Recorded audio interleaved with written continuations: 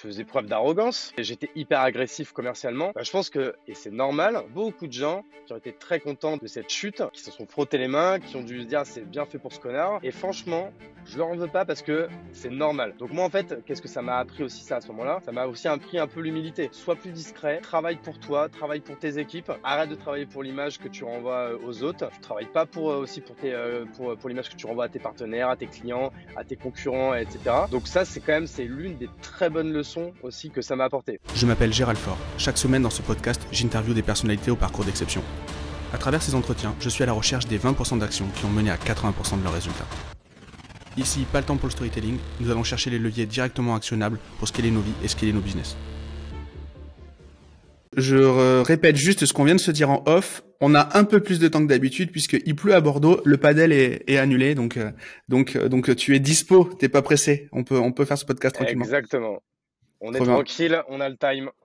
Bon, comment vas-tu, Hugo? Bah écoute, franchement, très bien. Franchement, plein de projets, plein de choses qui bougent, plein de choses qui avancent surtout. Donc non, je suis très content, très heureux. Bon, super. Merci d'avoir accepté l'invitation. On a été mis en relation par Valorant. Il y a eu aussi Alex Dana qui m'avait parlé de toi, etc.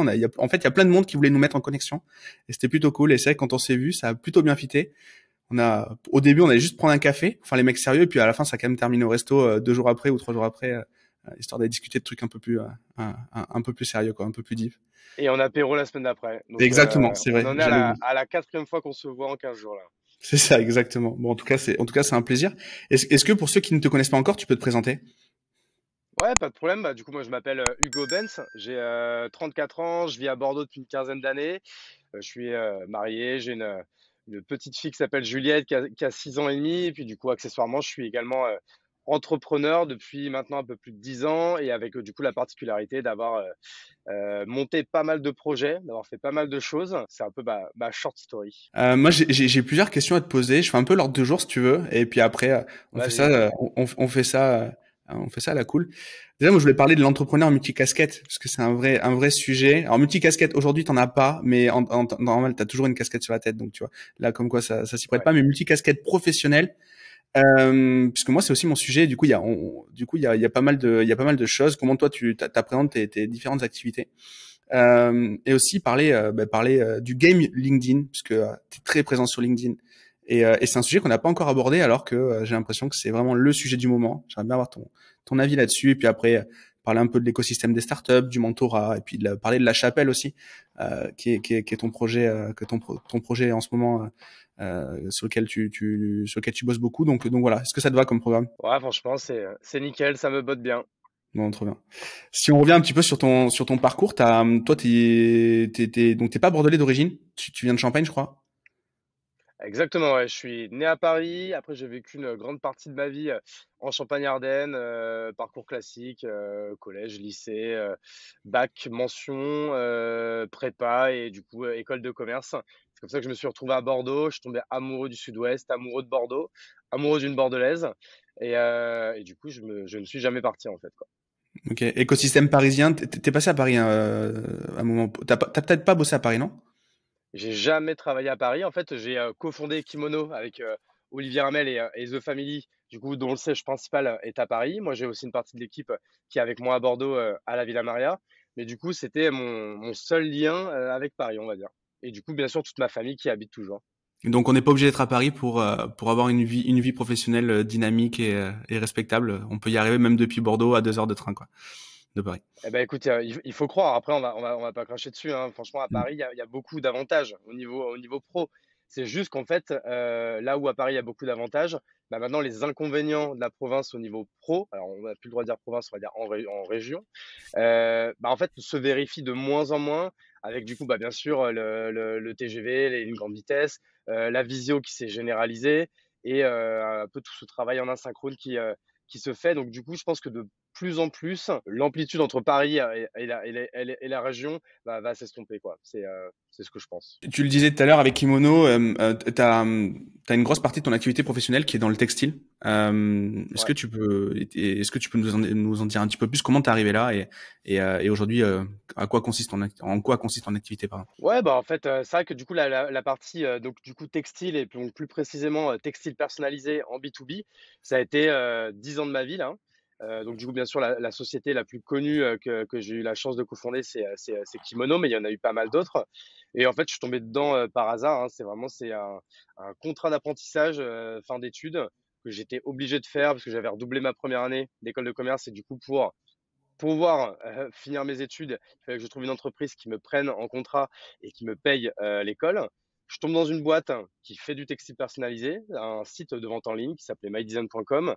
Là, j'ai la chance de rencontrer, Christophe Charles, qui est le cofondateur de Cdiscount, qui venait juste de reprendre cette boîte après la vente de ses dernières parts au groupe Casino et en fait, je suis tombé amoureux de l'entrepreneuriat, je suis tombé amoureux des entrepreneurs et je suis tombé, pas amoureux, en fait, je suis pas tombé amoureux du textile personnalisé, mais c'est juste qu'en fait, c'est un marché que j'ai très vite, apprécié, j'ai très vite compris et surtout que j'ai très vite maîtrisé et donc en fait, je pense qu'il y a aussi une partie de moi qui fait ça depuis 10 ans parce qu'en fait, je suis bon là-dedans, en fait, tout simplement. Hmm. Donc je pense que c'était aussi un peu une zone de confort qui a fait que je suis resté, pendant 10 ans dans cet écosystème, quoi. Et à quel moment tu décides justement de cofonder un business? Parce que là, tu y arrives un peu, pas de force, mais en tout cas, tu étais obligé d'aller faire un stage, du coup, tu tombes là-dedans. C'est quoi Ouais.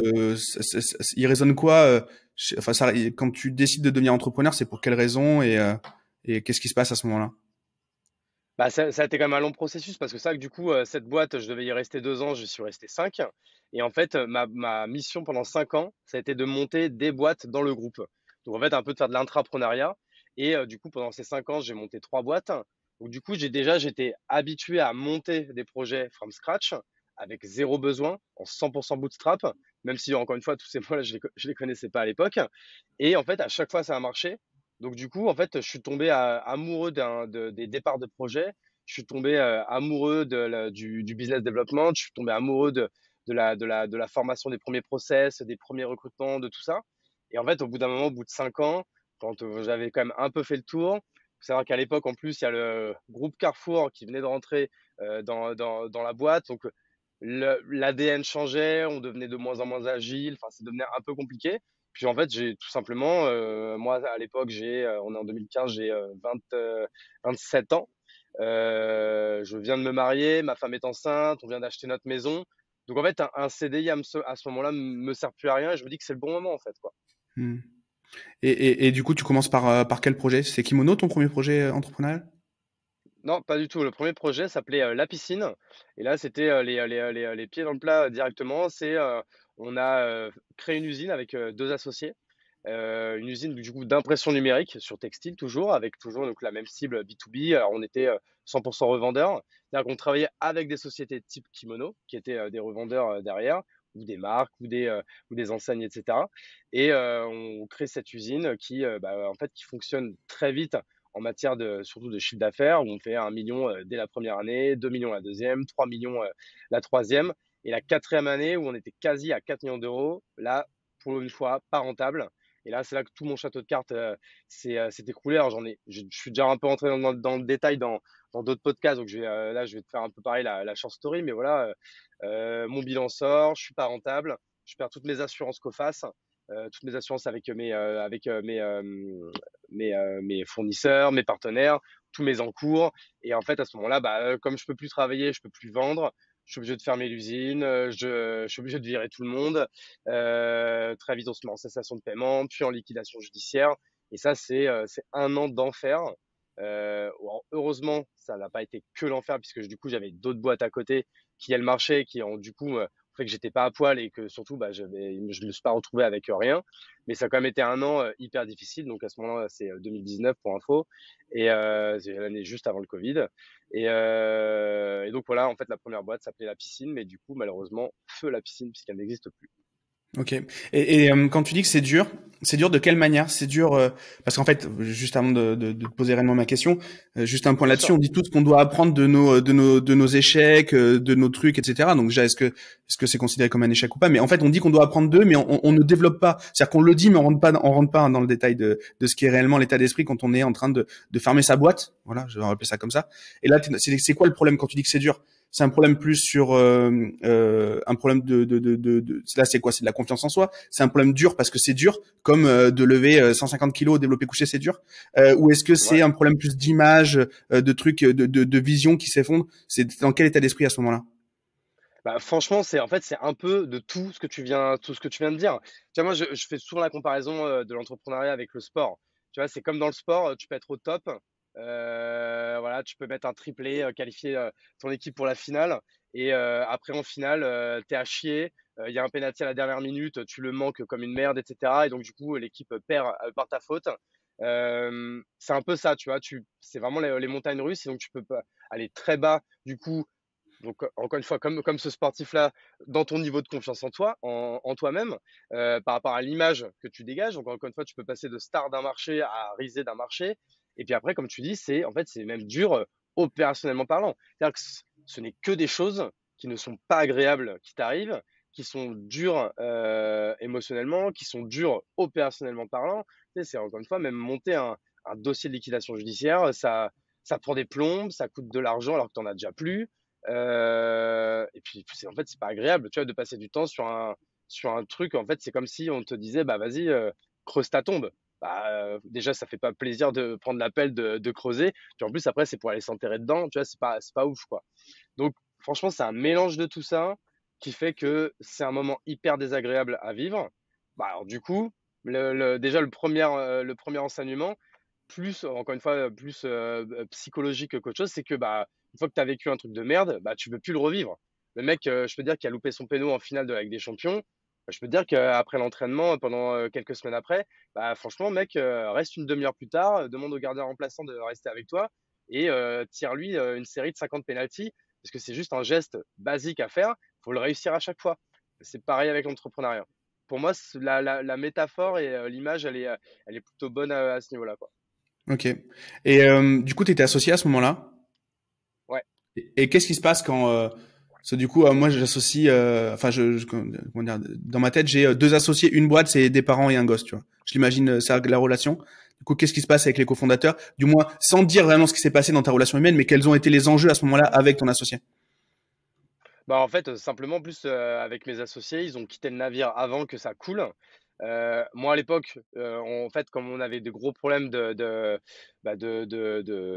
crochus, à ce moment-là, moi, je l'ai vu comme une opportunité, hein, et véritable, abus d'ego, alors qu'on peut ça excès de confiance, quoi.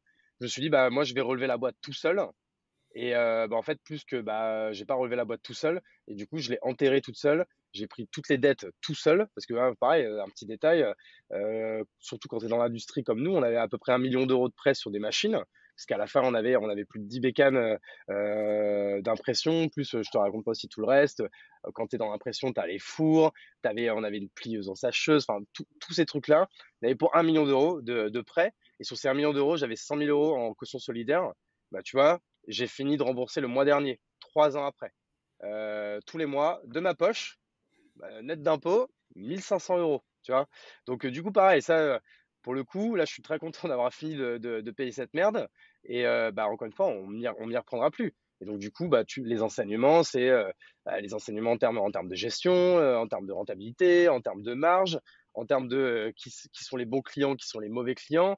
Et puis même, et surtout au niveau de ton mindset, c'est aussi de savoir pourquoi tu fais les choses. Moi, là, à l'époque, on était presque à une période, à l'époque où je faisais presque pas ça pour l'argent, je faisais ça pour la gloire.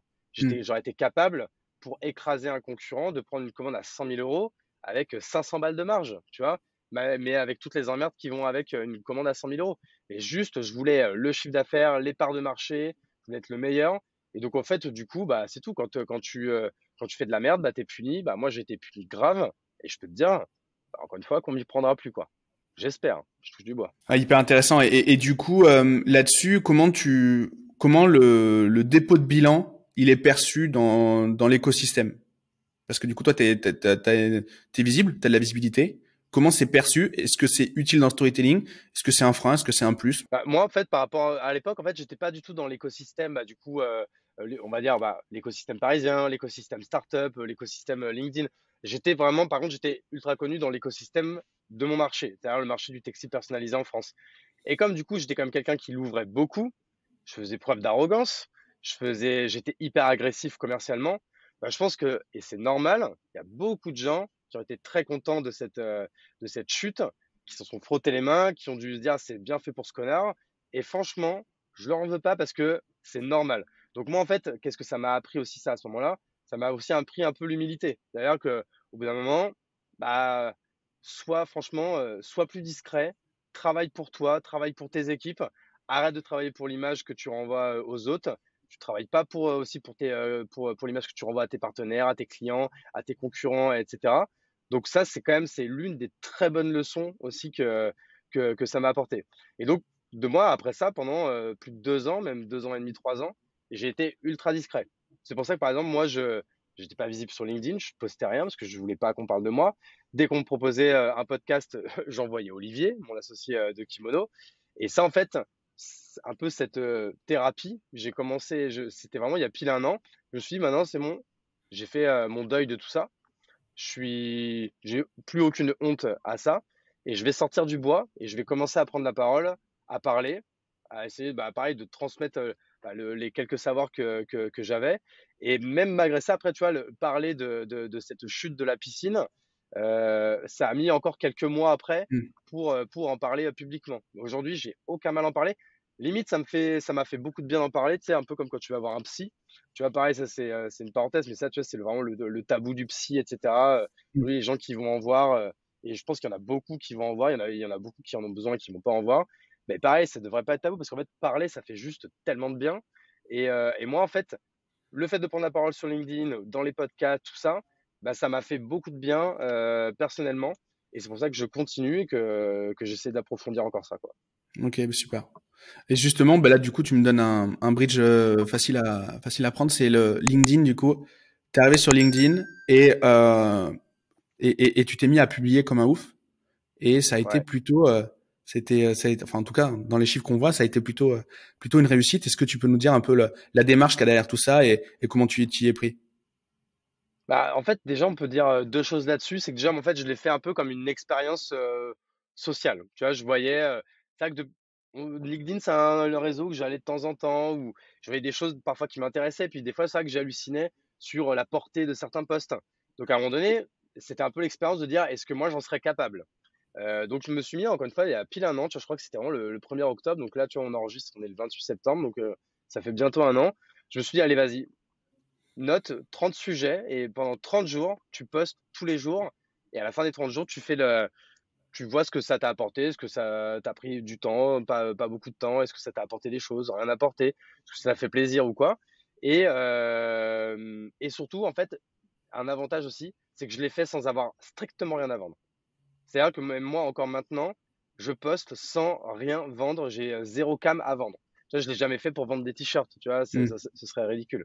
Et même si du coup, il y a eu des opportunités économiques qui me sont arrivées après, elles sont indirectes. Je les ai pas cherchées, elles sont venues à moi. Donc déjà, en fait, pour répondre à ta première question, on va dire en intro de ce sujet, c'est que voilà, bah, en fait, juste, je me suis lancé, j'ai testé pour voir que les résultats ont été incroyables pour moi et en externe.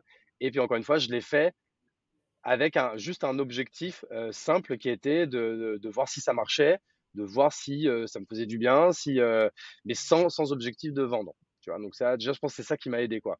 Et qui a fait que peut-être les gens ont ressenti peut-être un peu d'authenticité dans ce que j'ai dit, Hmm. puisque j'avais zéro arrière-pensée, on va dire, quoi.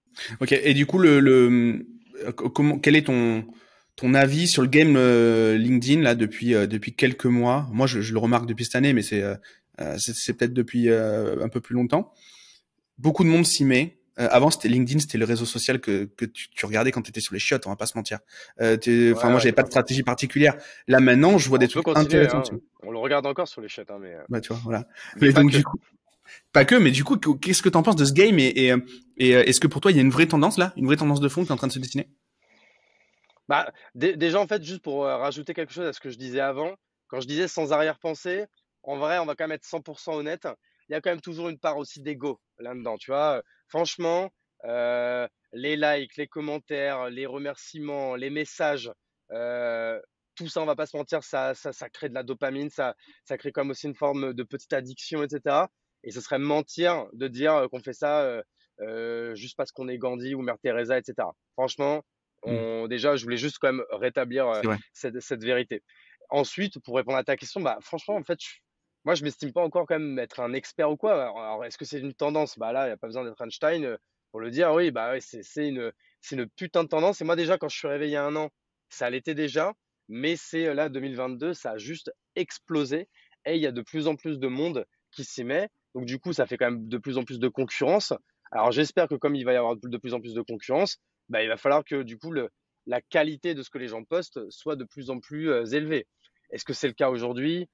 Je sais pas. Franchement, faudrait peut-être encore un peu plus analyser pour ça.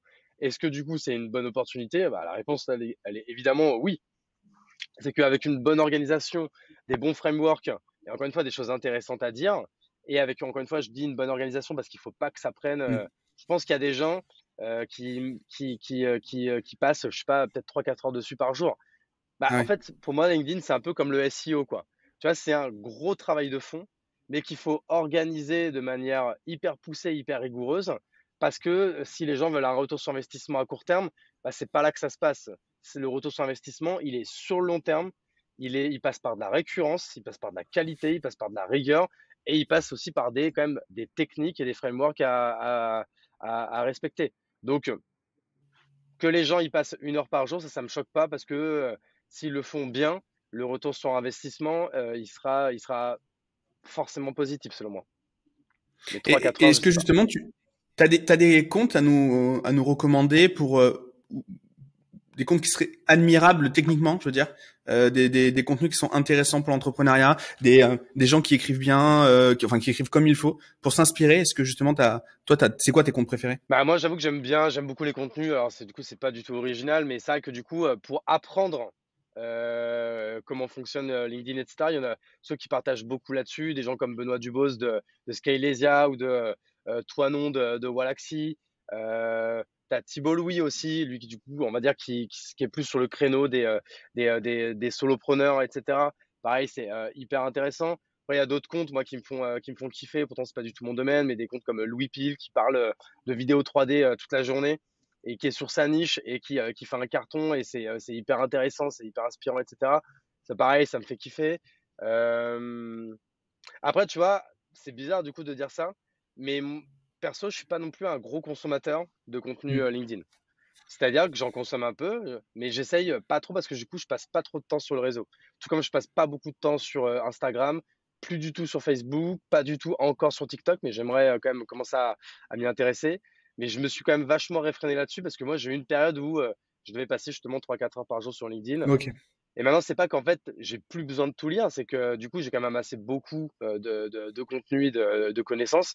Et j'essaie de me réfréner maintenant à y passer le moins de temps possible. Donc, j'y passe du temps euh, bah, quand même de temps en temps pour quand même rester, on va dire, rester à la page. Mais tu vois, même maintenant, j'écris mes contenus et même si je suis 100% honnête, c'est plus moi qui les poste, c'est plus moi qui réponds non plus à tous les messages parce que franchement, pareil, sans te mentir, je reçois une bonne cinquantaine par jour et souvent c'est un peu les mêmes choses qu'il faut répondre, etc. Donc je renvoie les gens sur ma boîte mail où ils sont remerciés poliment. Moi, LinkedIn, je pense que c'est un super outil, mais il faut faire attention comme tout à pas y passer non plus trop de temps, quoi. Ok, bah c'est très clair. C'est très clair. Et du coup, dans ta bio LinkedIn, est-ce que tu peux est-ce que tu peux nous la lire ou si tu l'as peut-être pas par cœur, nous l'écrire. Si je l'ai à côté là. Alors, tu parles de la quoi? Juste la baseline? Ouais. Bah, la baseline, justement, elle est assez simple, hein. Je dis ce que je suis en train de faire. Donc, je marque building la chapelle.club, du coup, un startup studio. Moi, c'est clair et net, sachant qu'il y a un lien juste en dessous si les gens veulent aller voir. Et ensuite, j'ai mis mon track record, 6 sociétés B2B à 1 million d'euros de CA. Et ensuite, j'ai mis deux autres facettes un peu de ma marque personnelle qui sont seed investisseur et entrepreneur mentor. Comme ça, les gens qui montent des boîtes et qui veulent lever des fonds, bah, ils savent qu'ils peuvent m'écrire. Et les gens qui recherchent un mentor, pareil, ils savent qu'ils peuvent m'écrire aussi. Et au moins, comme ça, bah, les choses sont claires et normalement, ça met une sorte d'entonnoir où je ne vais recevoir que les choses que j'ai cherchées, quoi. Même si, encore une fois, il faut toujours faire le tri, quoi. Et justement, tous les posts que tu vas écrire par la suite vont être contenus dans cet entonnoir-là, où tu t'autorises justement des choses un petit peu hors cadre. Non, moi, j'avoue que j'essaye de rester concentré sur ma ligne édito, si je peux parler comme ça, parce que bon, j'ai pas non plus l'impression d'être un journaliste ou un blogueur. Mais non, moi, je parle que d'entrepreneuriat. Mais en fait, tu as raison. Enfin, demain, tu vois, il y a la Coupe du Monde du foot. Bah, c'est vrai qu'on veut écrire un article sur le foot qui est également ma passion, ou écrire sur la Coupe du Monde au Qatar, ou écrire sur telle ou telle chose. C'est vrai que je pourrais le faire. Et ça, c'est vrai que ça pourrait faire partie. Parce que comme, encore une fois, moi, maintenant, de plus en plus, je recherche moins, je regarde moins les KPI, je recherche moins le like à tout prix, le reach à tout prix, etc. Bah, peut-être que je pourrais peut-être un peu plus me faire plaisir et, et m'écarter un petit peu de ma stricte marque personnelle que je me forme depuis un an, quoi. Hmm. Là, il y a un épisode qui va sortir peut-être avant celui-ci, celui qu'on est en train d'enregistrer. J'ai interviewé un abbé qui est venu nous parler Tu m'en justement de avais parlé, ouais. l'organisation hiérarchique dans l'Église, et on fait justement des comparaisons entre justement le management dans l'Église, puisqu'il y en a forcément un, c'est une organisation, c'est une société comme une autre, une organisation en société du moins, et à côté de ça, le management dans une boîte. Et justement, il y a des rapports. On peut aller chercher un sujet qui peut paraître un petit peu à côté des clous et le ramener. Donc oh non, ça moi je suis 100% pour. Et très souvent en plus enfin je trouve ça plutôt pas mal. Il y a Stan Leloup qui fait ça sur ses vidéos de marketing où au départ il va te parler de Kanye West ou de je ne sais qui, et à la fin il va t'expliquer vraiment, il va revenir sur la thèse, sur le golden nuggets de l'épisode, de sa vidéo, et je trouve ça excellent. Donc ça c'est top. Bah, ça, c'est vrai qu'en plus, alors, il y a aussi parler d'un autre sujet et faire un parallèle entre l'entrepreneuriat et un autre sujet, ça, c'est encore plus intéressant. Et en plus, petit tips aux gens, c'est en plus, c'est des posts qui marchent toujours super bien parce que si tu lances un post avec ton accroche qui est pourquoi Kylian Mbappé est le meilleur marketeur du monde, bah, forcément, ça va et puis avec une photo avec la tronche d'Mbappé, bah, tu es sûr que les gens ils vont cliquer sur voir plus parce que bah, c'est quelque chose qui parle à tout le monde, quoi. Ouais, c'est très clair. Bah écoute, merci pour ce petit débrief de LinkedIn. J'aimerais bien faire un épisode dédié sur LinkedIn parce que je pense qu'il y a vraiment un enjeu. Il y a beaucoup de gens qui se posent des questions. Donc ça fait partie Ouais. des futurs projets.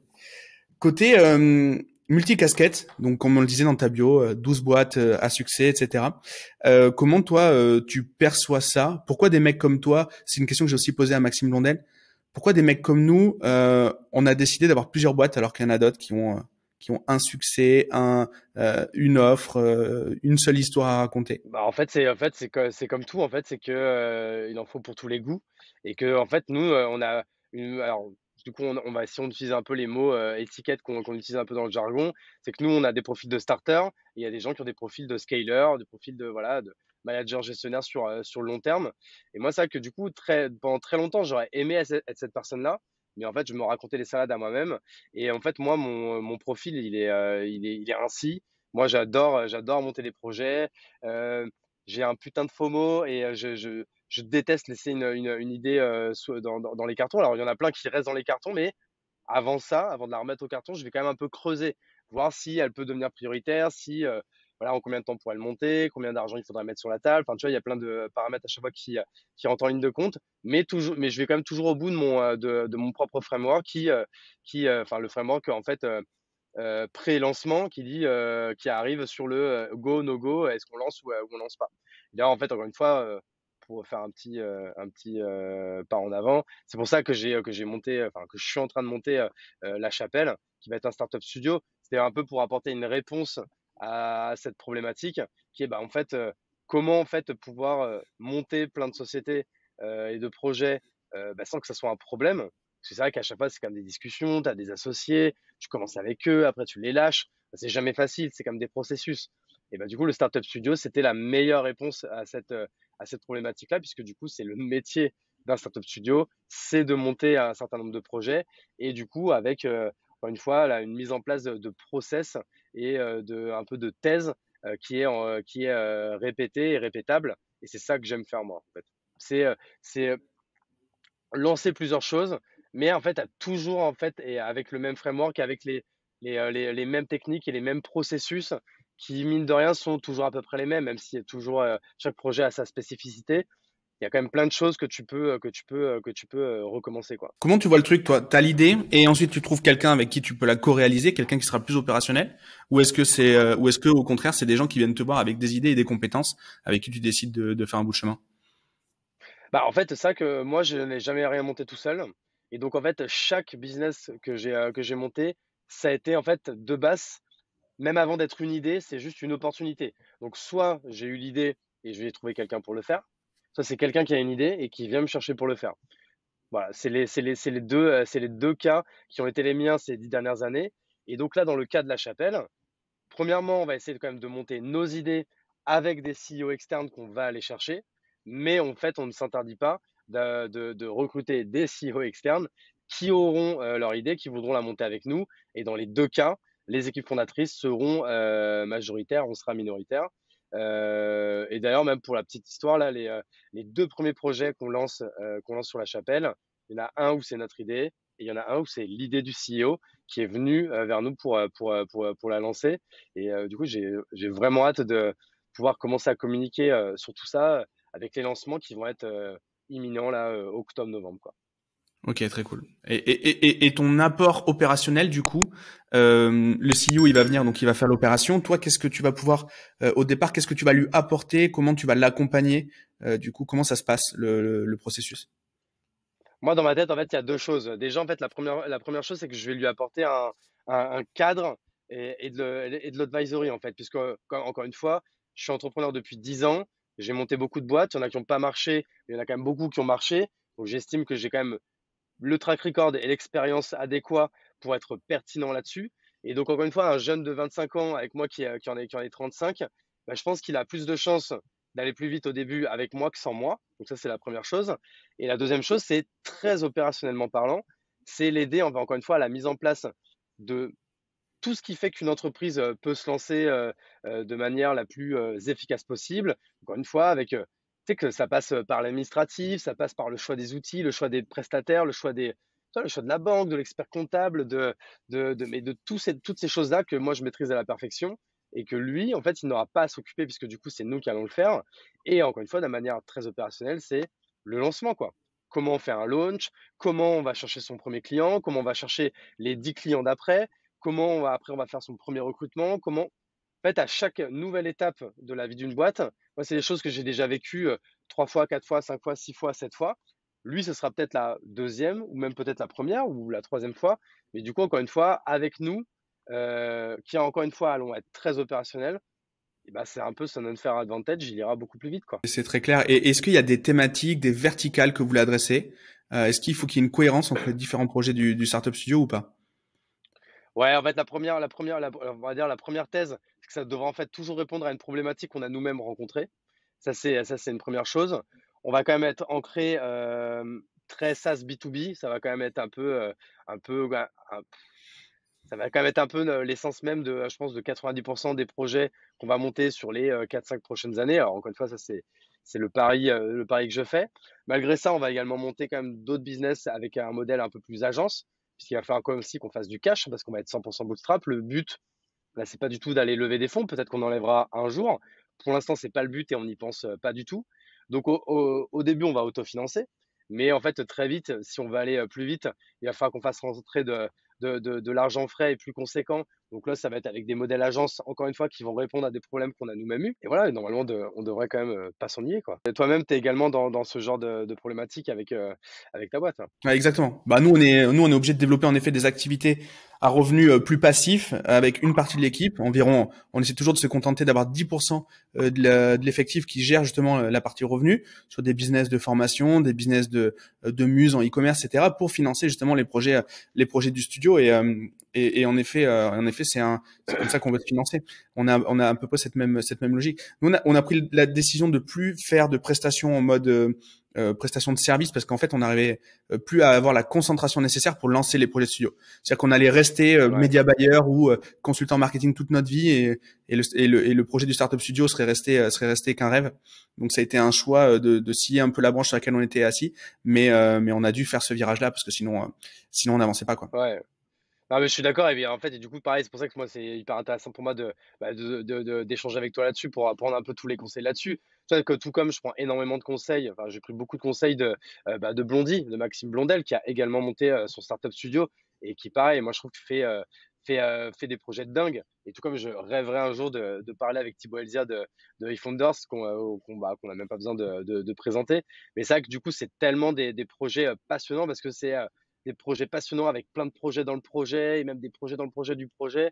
Ah, je suis tellement excité en ce moment, c'est assez ouf, quoi. Et justement, moi, je remarque un truc, c'est que quand il y a une problématique sur les projets du studio, donc des projets qui nous animent, c'est normal, j'ai envie de dire, c'est des problématiques que j'ai envie d'avoir. Quand j'ai un caillou qui se met dans ma chaussure côté muse, côté revenu passif, sur des sujets qui ne me passionnent pas et des sujets qui me passionnent moins, du moins, et des sujets qui peuvent entraver le bon fonctionnement de la suite, il y a un levier émotionnel qui est énorme. Ça me fait beaucoup plus chier quand c'est une muse qui a un petit truc qui fonctionne pas, plutôt qu'un le business cœur. Je sais pas si toi tu ressens ce genre de choses là. En fait, oui et non, non, bien sûr, en fait, je ressens plein de pain dans ma vie de ma vie pro de tous les jours. Mais du coup, en fait, aujourd'hui, et je pense que c'est parce que en fait, j'ai vécu l'enfer en 2019. Bah, aujourd'hui, en fait, je relativise tout. Et en fait, au contraire, dès que j'ai un problème, bah, je me dis, bah, pas de problème, ça va pas m'empêcher de dormir. Je vais me poser, je vais me prendre un créneau, ça devient mon urgence, ça devient ma priorité. Et je vais me prendre un créneau pour le résoudre. Alors, le résoudre, c'est est-ce que du coup je vais sous-traiter, déléguer, est-ce que je vais le cutter, est-ce que je vais le simplifier, est-ce que je vais l'automatiser? Et non, en fait, au contraire, moi, de choses qui me cassent les couilles, pardon pour la vulgarité, je le transforme en fait en un challenge. Tu vois, bah, d'ailleurs, pour dire, c'est tous mes créneaux aujourd'hui de 6 heures du mat à 8 heures du mat, c'est pas résoudre des problèmes, mais c'est enfin, faire un pas en arrière pour en faire deux en avant. Et en fait, pour en fait, gagner du temps et pouvoir, en fait, à terme, tu vois, le Graal suprême, c'est dans ta vie, tu fais que ce que tu kiffes. Je pense que ça n'arrivera jamais, mais je pense que si toutes les semaines on rajoute 0,1%, 0,5%, etc. Moi, tu vois, c'est ma North Star. J'essaye vraiment d'aller vers ça. Et donc, du coup, en fait, pour répondre à ta question, désolé, je parle trop, mais du coup, je les prends à chaque fois comme des challenges et en fait, surtout que je ne les mets pas en dessous le tapis et je les règle dans la semaine qui vient, quoi. Ouais, donc la fameuse expression que je vais certainement mal retranscrire, mais bouffer la grenouille, quoi. Manger la grenouille, c'est on la bouffe Ah, et c'est comme ça c'est fait, exactement on n'en ça. parle plus, quoi. Ouais. Exactement, Euh, c'est complètement ça. Très cool. Quand on s'est parlé la première fois, on discutait de nos activités respectives sur la partie mentorat. Donc c'est une activité que t'as aussi en parallèle. Est-ce que tu peux nous expliquer un petit peu en quoi ça consiste et surtout à qui tu t'adresses? Bah écoute, bah déjà, je m'adresse qu'à des entrepreneurs. Alors, soit des entrepreneurs qui ont franchement de toute taille, soit qui sont en lancement, soit qui ont déjà des boîtes qui font 1 million, 2 millions, 3 millions. Même ce matin, il y a un mec, il fait à peu près de 4 millions d'euros dans sa boîte, mais il a atteint un plafond de verre, il a besoin d'aide. Donc, je vais avoir vraiment voilà, des hommes, des femmes, des jeunes de 22 ans comme des gens qui ont 10 ans de plus que moi. Je vais vraiment avoir une grande amplitude d'entrepreneurs. Mais bon, bah, déjà, moi, ça me pose aucun problème parce que j'aime vraiment tous les entrepreneurs et toutes les problématiques et toutes les tailles de boîte et tous les moments de vie d'une boîte. Et en fait, moi, le mentorat, il m'est arrivé vraiment bien malgré moi. Déjà, avec mon associé Seb de Capsule, nous, on en avait un depuis 3 ans. Donc, en fait, moi, j'avais un mentor tous les mois, même quand on n'avait pas spécialement de besoin, on faisait quand même nos mentorings. Et en fait, c'est vrai que, encore une fois, de parler, de verbaliser, ça fait toujours du bien. Ça peut pas faire de mal déjà. Il y a une première personne qui m'a demandé. Je lui dis, bah écoute, oui, ce sera tant de l'heure. Après, il y a une deuxième personne qui m'a demandé, ce sera tant de l'heure. Et en fait, au final, je commence à en avoir beaucoup. Et là, je dis, ok, bon, maintenant, il y a deux choix. C'est soit je dis, j'arrête tout de suite, soit j'augmente les prix pour filtrer un peu plus. Et même pour pouvoir aussi choisir, tu vois, les profils ou les projets qui me plaisaient le plus. Et en fait, c'est ça, de tous les mois, j'augmente un peu le prix, etc. Et en fait, toujours à ma plus grande surprise, les gens continuent à dire oui.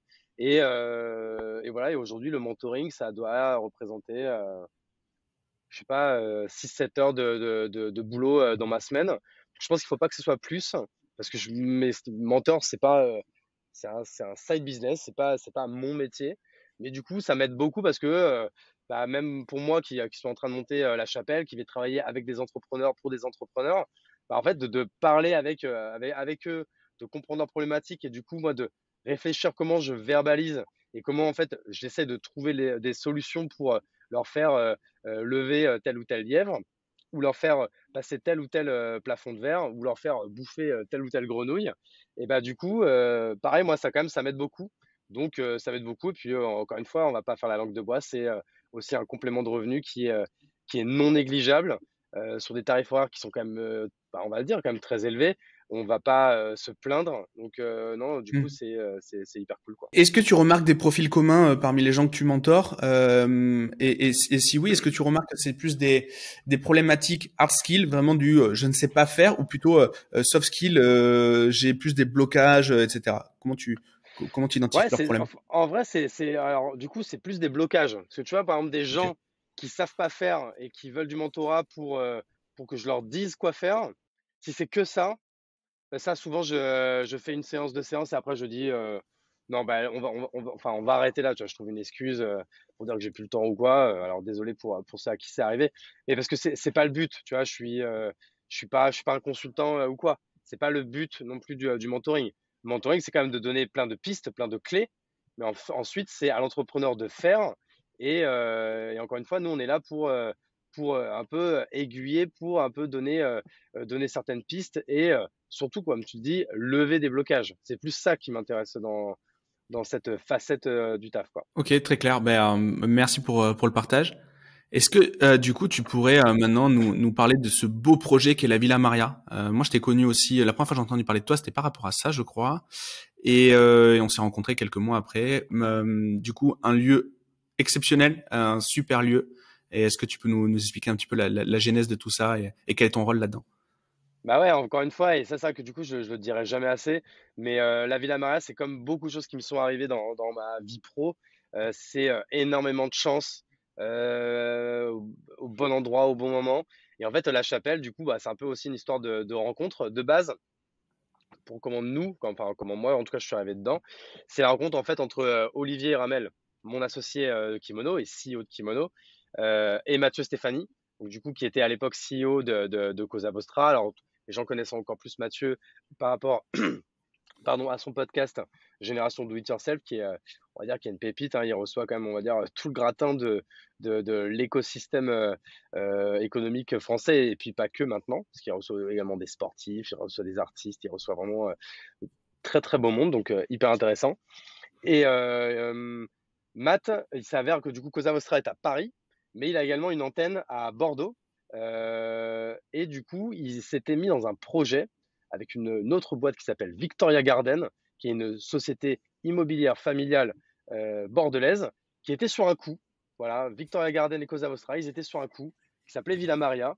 C'était racheter cette vieille bâtisse iconique de Bordeaux. Hein, c'est la plus belle maison de Bordeaux, on va pas se mentir, qui est située juste à côté de la Villa Primrose pour les Bordelais, juste à côté des boulevards, donc on est quand même pas très loin du centre. Et en fait, cette vieille bâtisse qui appartenait à la mairie de Bordeaux, qui fait plus de 1000 mètres carrés, qui a un immense espace vert, était en fait était en vente, mise en vente par la mairie. Donc ils se sont positionnés dessus, ils l'ont acheté. Et en fait, ensuite, par la discussion entre Olivier et Matt, bah, Seb et moi, qui étions nous-mêmes physiquement à Bordeaux, on a été à rattacher tous les trois, on va dire, à ce projet. On a pris des parts, on est à mis nos salariés bordelais, et maintenant on participe à la vie économique de la Villa Maria. On l'a rempli avec du coup nos associés. Donc on est 9, même une dizaine en tout, je pense. Donc, une dizaine d'entrepreneurs à avoir racheté ces lieux, réhabilité ces lieux. Donc du coup, bah voilà, pour les gens qui connaissent pas, il y a un boulodrome, il y a une piscine, il y a des espaces verts, bah, du coup des bureaux, des open space, certains bureaux fermés, des salles de réunion, il y a des douches, il y a du yoga, il y a plein d'événements qui sont créés, qui sont tous les jours à la Villa Maria. Et du coup, on a une centaine de coworkers co-vivons, co-travaillons dans cet espace. Et on va pas se mentir, c'est la vie de rêve, quoi. Et justement, est-ce qu'il y a une synergie entre les coworkers ou c'est vraiment des antennes parisiennes qui sont là? Est-ce qu'il y a des projets? Est-ce que toi, ça t'aide, par exemple, pour la Chapelle d'avoir la Villa Maria? Ah ben complètement. Et il y a énormément de business qui se font entre les coworkers parce qu'il y a un peu de tout. Il y a des solopreneurs, il y a des boîtes de 2-3 personnes, voilà, il y a des antennes. Alors, il n'y a pas des antennes. Si, je crois qu'il y a 2-3 antennes parisiennes où à chaque fois ils sont 3-4. On a celle-ci, on va dire le célèbre CRM, mais bon, pas que, outils de facturation, suivi de trésorerie. Bon, ils font beaucoup de choses maintenant. Qui ont d'ailleurs levé 50 millions d'euros l'an dernier. Et eux, ils ont leur headquarter qui est à La Rochelle, mais ils ont également une antenne bordelaise. Et ils ont, pareil, aujourd'hui, je crois qu'ils sont un peu plus de 35 du coup à la Villa Maria. Donc, il y a une grosse amplitude de profils de personnes et de boîtes. Et du coup, en effet, il y a énormément de choses qui se font parce qu'il y a beaucoup d'événements qui nous rassemblent. Je le disais pour les Bordelais qui connaissent, il y a Primrose qui est juste à côté. Donc, il faut savoir, c'est à 50 mètres du bureau. Et à Primrose, on peut jouer au tennis, on peut jouer au paddle. Donc, du coup, pareil, il y a plein de groupes qui se forment, des gens qui vont faire du sport ensemble, etc. Et donc, forcément, il y a également du business qui se crée entre les gens. Et c'est ça qui est génial, quoi. C'est passionnant. Je crois que j'ai fait le tour de tes différentes casquettes. J'en ai oublié une ou pas? Il y a le Poney Club, Oh il y a plein de non. choses, mais ça, on pourra en parler une autre fois. Mais ou si tu veux en Ouais, parler, c'est on comme pourra tu en veux. parler on pourra en parler dans le prochain épisode. Tu sais, bah, ouais, le fameux Poney Club, en fait, qui est un club que j'ai créé bah, du coup, pour les entrepreneurs bordelais en février dernier. Donc, en février dernier, on était 8. Aujourd'hui, on est plus de 100. Et en fait, le principe du Poney Club, c'est encore une fois, c'est qu'on n'a rien à se vendre les uns des autres de base, mais on a envie d'avoir un peu une sorte de, quand même, de cadre, de structure pour se rencontrer. Et aujourd'hui, le Poney Club, c'est un groupe WhatsApp et un dîner par mois d'organiser à chaque fois dans des lieux de ouf. Tu vois, celui du mois dernier, bah, où tu es venu, c'était ton premier.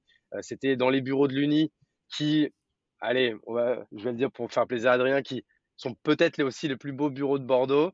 On va dire à égalité avec la Villa Maria, comme ça je vais froisser personne.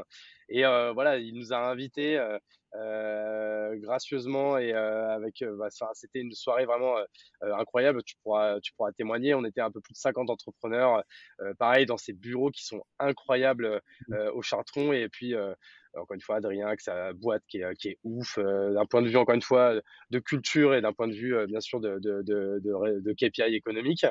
L'Uni à l'UNI pour les gens qui connaissent pas. Et le but, en fait, c'est ça.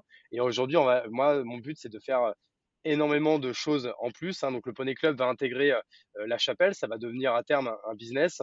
Et mon but, c'est de faire beaucoup plus de choses. Donc là, on va commencer à organiser, tu vois, des ligues de golf, des ligues de paddle. Il va y avoir des ligues de tennis. On va organiser des bootcamps, des off-site dans des lieux de ouf pour que ce soit 5 entrepreneurs, 10, 15, 20, j'en sais rien, puissent se retrouver dans un lieu de ouf et bosser ensemble, échanger ensemble, vivre des expériences ensemble.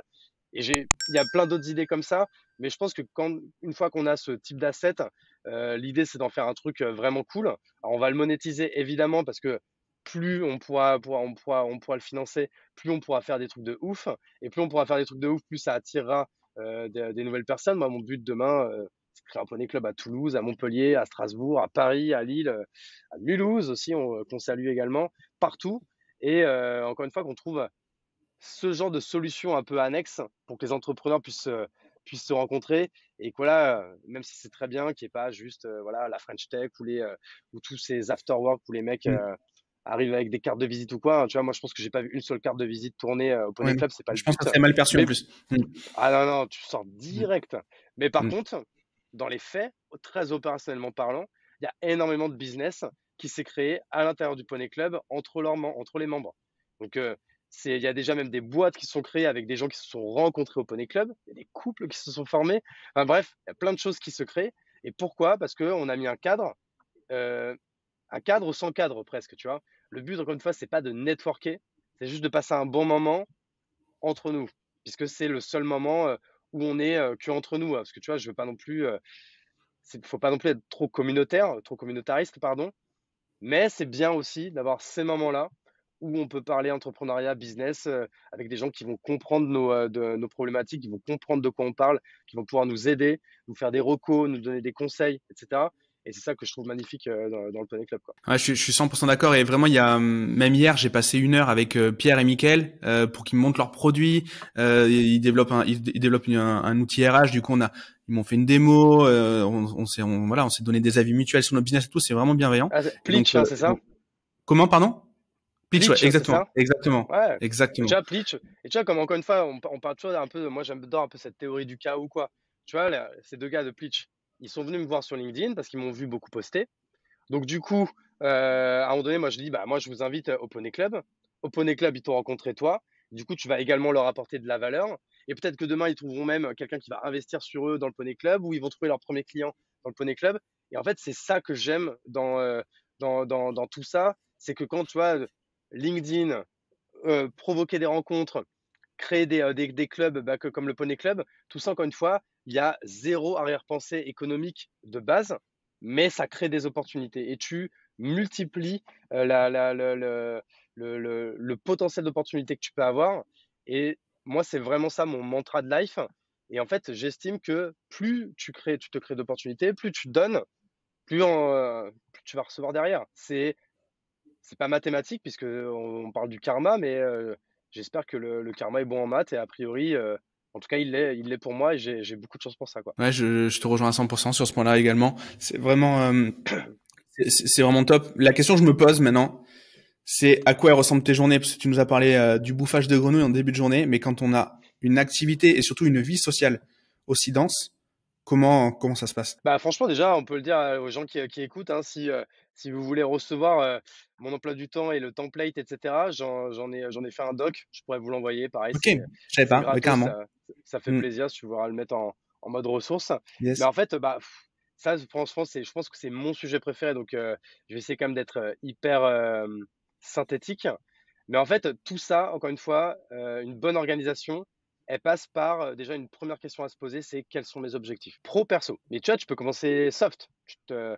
Si tu commences vraiment du point zéro, tu te notes 3 objectifs perso, 3 objectifs pro.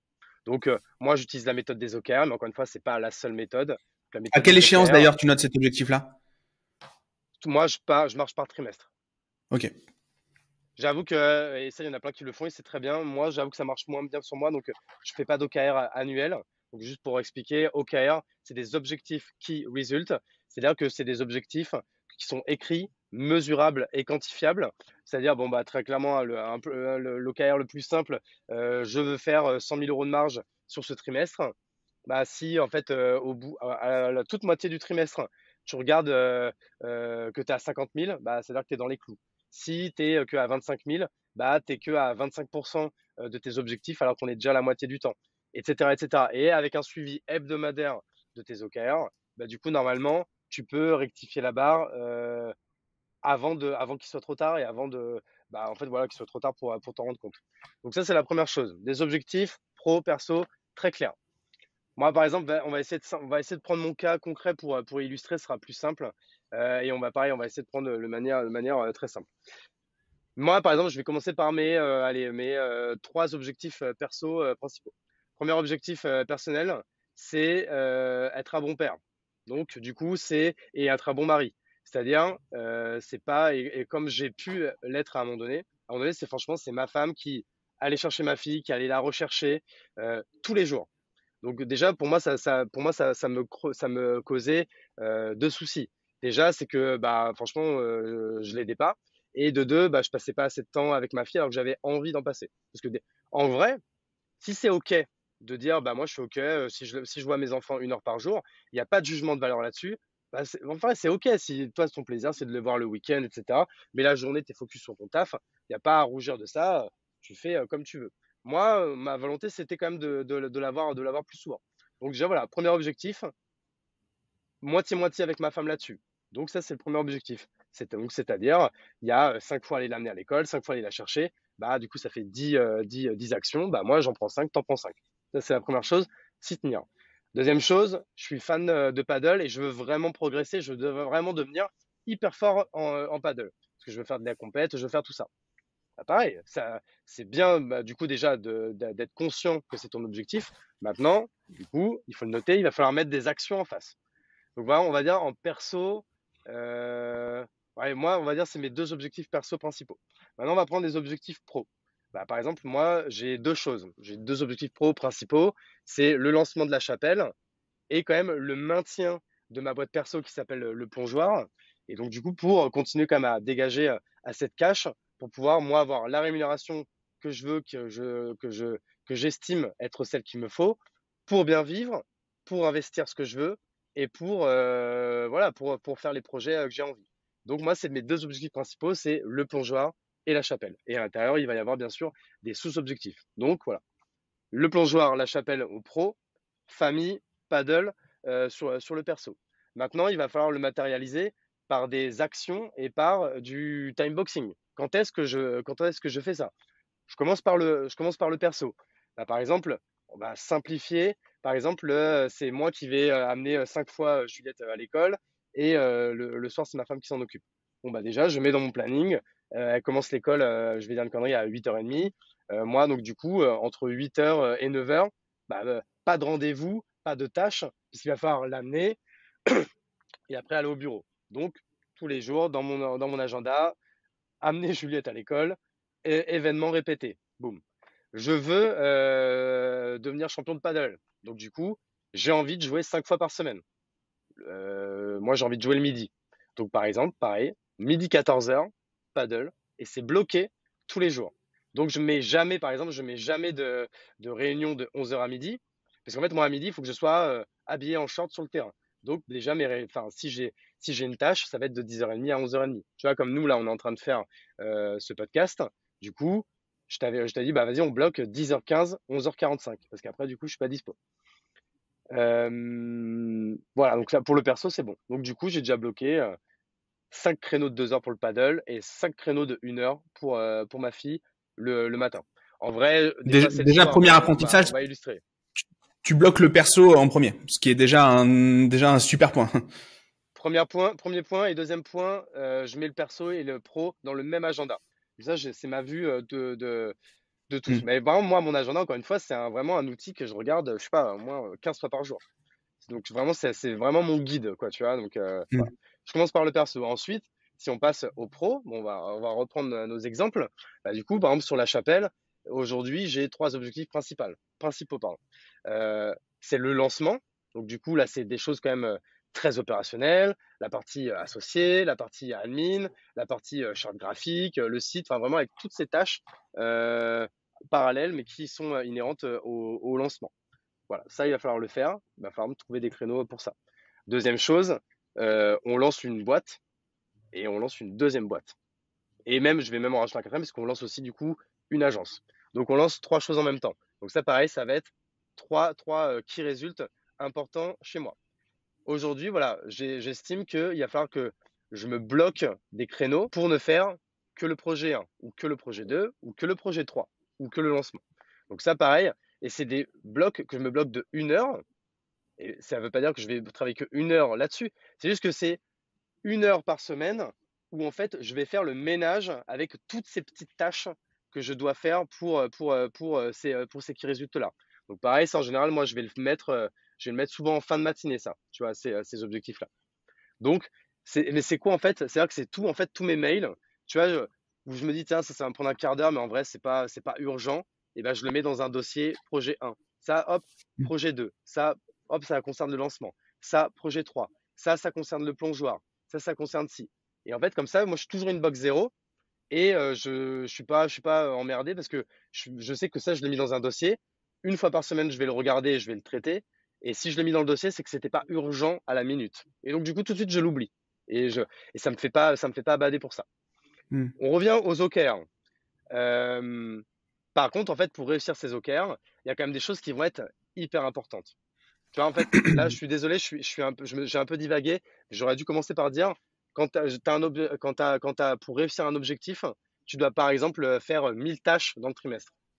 Mais sur ces 1000 tâches, il y en a 5 qui sont vraiment très grosses et qui sont très importantes, et tu en as 995 qui sont petites. Les 995 qui sont petites, je les mets dans le dossier et je le fais, et je m'en occupe une fois par semaine. Par contre, celles qui sont grosses, là, j'ai besoin de moments très focus et très intenses pour me mettre dessus. Donc là, moi, j'utilise la méthode qu'on appelle la méthode des ones of the day. C'est-à-dire que chaque vendredi après-midi, je détermine mes 5 once of the day de la semaine. Pour te caricaturer, c'est mes once of the day, moi je le fais de 6 heures du matin à 8 heures. Parce que du coup, je me lève quand même assez tôt parce que j'ai découvert que c'est le moment où je suis le plus productif. Déjà, je démarre la journée par une victoire parce que je sais qu'on n'est pas beaucoup à être levé et à commencer à bosser à cette heure-là. Donc pareil, ça me crée un peu de dopamine et un peu de, tu vois, de confiance en moi, etc., qui m'aide, on va dire, à travailler de manière plus intense. Et en fait, ces one of the day, je les détermine le vendredi et je les place voilà, de 6 heures à 8 heures tous les jours. Lundi, mardi, mercredi, jeudi, vendredi. Donc là, moi, je vais avoir des one of the day qui vont concerner le plongeoir, one of the day qui vont déterminer, qui vont concerner le projet 1 de la chapelle, ou le projet 2, ou le projet 3. J'essaye quand même voilà, de faire un peu de tout pour faire un peu tout avancer au fur et à mesure. Mais là, en fait, c'est gros sujet. Pendant 2 heures, je suis ultra focus dessus. Tu vois, par exemple, je vais te donner là un exemple. Là, on est mercredi, donc j'ai déjà eu 3 one of the day.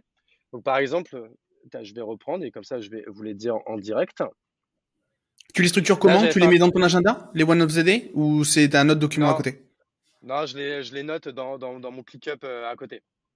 Alors, agenda, c'est juste marqué one of the day. C'est juste que Ok, je d'accord, sais très que bien. pendant ce temps-là, en fait, ça m'oblige à me dire, pendant ce temps-là, Hugo, tu regardes pas Instagram, tu regardes pas LinkedIn, tu regardes pas tes mails, tu regardes pas, Hmm. parce que je pourrais à 6 heures du mat me lever et enchaîner toutes mes mails de merde là qui sont classés. C'est tous les trucs qui se traitent en 1 minute, 5 minutes, 10 minutes, etc. Mais je me force en fait à dire non, je vais me concentrer sur une seule tâche. Là, je fais juste une parenthèse là-dessus. C'est juste que c'est humain. On adore en fait cette sensation, c'est d'avoir 500 tâches et de les éliminer les unes après les autres. Mais du coup, à la fin de la journée, alors on a bien travaillé, hein, on a fait 1000 tâches, bravo. Franchement, on t'applaudit, mec. Mais est-ce que ces 1000 tâches, c'était vraiment importantes et urgentes? Parce que cette tâche-là, où tu sais que tu dois le faire, tu sais que tu dois faire ton prév de marge, tu sais que tu dois faire, tu dois préparer telle formation pour ton webinaire, tu sais que du coup, te concentrer sur le projet de ce client qui peut être le client de l'année, etc., tu sais que c'est important. Mais ça, tu procrastines parce que du coup, tu vas faire et tu vas être Hmm. réconfortant en te disant, ouais, mais t'as vu, j'ai fait 500 tâches, j'ai traité 500 mails. Ouais, mais c'était 500 mails à la con. Donc du coup, c'était pas important. Et ça, c'est quelque chose que j'ai compris il y a pas longtemps et qui franchement, c'est un milestone d'organisation dans ma life de ouf. Donc si tu veux, je reviens encore une fois à ces one of the day. Par exemple, là, on est mercredi. Lundi, je me suis concentré sur un playbook que je suis en train d'écrire parce que je l'ai promis sur LinkedIn. Donc du coup, pareil, c'est un playbook. J'ai estimé qu'il me fallait 4 heures pour le faire. Et donc du coup, je me suis mis un créneau, un one of the day la semaine dernière dessus et je m'en suis remis un là. Et tu vois, je m'y suis tenu. Je dis, j'ai 4 heures. En 4 heures, il faut que ça soit fait. Et en 4 heures, je l'ai torché. Tu vois. Et franchement, il est bien. Enfin, les gens me font leur feedback, etc. Mais je me suis pas foutu de leur gueule, surtout pour la modique somme de 0 euros. Les gens en auront pour leur argent. Mais du coup, voilà, ça c'est typiquement un truc que j'aurais pu procrastiner parce que c'est quand même un peu long et fastidieux. Mais il faut le faire. Et pourquoi? Tu vois, je me suis engagé à le faire, donc je me suis retrouvé dos au mur. J'avais pas le choix, donc ça c'était la première étape. La deuxième étape, je l'ai mis dans mon agenda. Hop, maintenant c'est clé, c'est clair, je dois le faire. Mardi, qu'est-ce que j'ai fait? Ah, pareil, tu vois, mardi, alors je vais pas rentrer dans le détail parce que c'est des trucs un peu confidentiels, mais c'est sur ma boîte perso, mon plus gros client qui me rapporte 500 000 euros de chiffre d'affaires à l'année. Sur ces 500 000 euros, il y a au moins 150 000 euros de marge. Donc, laisse-moi te dire qu'aujourd'hui, je vis bien en partie grâce à lui. Et surtout, ce client-là qui m'apporte ma liberté de faire autre chose sans Hmm. avoir de rémunération, on va dire, à court terme. Et là, pareil, je devais faire un énorme truc pour automatiser beaucoup de tâches et déléguer beaucoup de tâches parce que ça me prend, pour que ça me prenne moi que, je sais pas, 2-3 heures par semaine, alors qu'aujourd'hui, ça m'en prend plus près des 6, 7, 8. Et donc, du coup, pour ça, bah, j'ai recruté 2 freelances, mais pareil, je peux pas, il faut bien que je les onboard. Il faut que je prépare leur formation, il faut que je prépare tout ça. Ça, pareil, c'est un truc qui me faisait chier, donc je le procrastinais depuis 2 semaines. Bah là, pareil, bim, hop, c'est l'un de mes one of the days, donc c'est l'une de mes priorités. C'est mis dans l'agenda. Je l'ai fait hier, et là, je souffle, parce que du coup, je sais que le business, il tombe tout seul, presque sans moi, quoi. Parce que c'est Hmm. automatisé, parce que j'ai pu déléguer à ces 2 personnes. Voilà. Et ce matin, qu'est-ce que j'ai fait? Ah, et ce matin, tu vois, j'ai travaillé sur le CRM du Poney Club parce que ça commençait à être un peu le bordel, il y a 100 personnes. Donc à un moment donné, pareil, c'est un truc que je procrastinais. Il fallait bien le faire. Donc là, je me suis fait mon CRM dans Notion tranquillement. C'était un peu chronophage, mais au moins maintenant, j'ai un outil clair. J'ai pu en fait à chaque fois à perdre du temps à chercher l'info de qui est qui, c'est quelle boîte, son mail, il faut que je lui envoie ci, il faut que je lui envoie ça. Maintenant, les choses sont propres et voilà. Et tu vois, les one of the day, c'est typiquement les choses on sait que c'est important et urgent, et pourtant on les procrastine. Et du coup, en fait, d'avoir ancré dans mon organisation que tous les matins de 6h à 8h, je commençais par ça, et bah du coup, ça a changé Ouais. ma life, quoi. Parce que ça fait Ça me longtemps que fait je un me lève peu à penser. 6h. Ouais. Mais je faisais quoi? Je traitais mes mails, tu vois, je traitais tous mes mails à la con, etc. Donc, c'est bien, à 8, 10, entre 6 et Ouais, 8 c'est de heures, la j'essaie de. procrastination active en fait. C'est ça. Exactement, c'est du voilage Mm. de face, tu vois. Mm. C'est clairement du voilage de face. C'est-à-dire, tu es content de toi parce que tu as beaucoup travaillé, tu as l'impression d'avoir fait beaucoup de choses, mais est-ce que tu as vraiment fait des trucs importants et urgentes? Tu vois, vraiment, j'insiste là-dessus. Tu sais, c'est cette putain de matrice d'Eisenhower. Tu sais, en abscisse, ce qui est important, en ordonnée, ce qui est urgent, ou le contraire, je sais plus. Et en fait, on devrait se concentrer le maximum de son temps sur ce qui est important et urgent. Ce qui est urgent mais pas important, et bah, tu le sous-traites. Ce qui est du coup urgent mais pas important, non, merde, bah, tu vois, je me suis déjà perdu. Bon, bref, il y a Non, un mais je truc vois du très coup, bien. ce qui est pas urgent et pas important, bah ça, limite, tu le cut. Il y a un truc que tu délègues et l'autre truc, bah en fait, c'est ce qui est ah oui, voilà, important mais pas urgent. Bah ça, tu le planifies. Voilà, tu le Ça serait une planifies pour super, plus tard. ça serait une super feature pour Asana ou ClickUp, ce genre de truc là. T'as une tâche et en gros tu dois le mettre et ça te les priorise. Oh, ça doit déjà exister, tu penses, non? Hmm. Non? Je Bon, sais tu pas, vois, mais s'ils nous écoutent, bah c'est cadeau.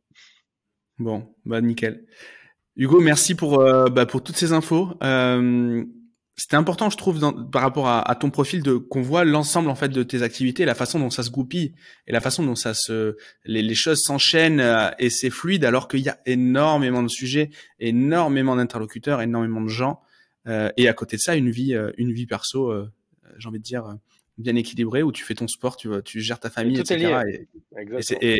Et pour moi, c'était vraiment important qu'on mette clairement le doigt là-dessus. Merci beaucoup pour ce partage-là. J'ai une dernière question. Si on veut te retrouver, si on veut te suivre, si on veut en savoir un petit peu plus sur toi, où est-ce qu'on peut cliquer, où est-ce qu'on peut se rendre? Bah déjà, évidemment, sur LinkedIn, hein, Hugo Benz, Bentz. Après, du coup, bah, là où je partage un peu les choses que je retranscris dans des playbooks, c'est sur mon site perso qui s'appelle leplongeoir.co. Et ceux qui souhaitent suivre le projet La Chapelle, ils vont s'inscrire sur lachapelle.club. Et c'est là qu'on va vraiment build in public ce projet et on va partager énormément de choses dès le mois prochain, quoi. Eh bien, écoute, c'est top. Merci beaucoup d'avoir accepté l'invitation. J'espère que t'as passé un bon moment. C'était pas trop. J'ai trop kiffé. Bon, super. Là, je t'ai posé beaucoup de questions. Donc trop bien si t'as passé un bon moment. Bonne journée à tous. Merci pour votre attention. Allez voir tous les liens que Hugo nous a partagés et je vous dis à bientôt. Ciao, ciao. Ciao tout le monde.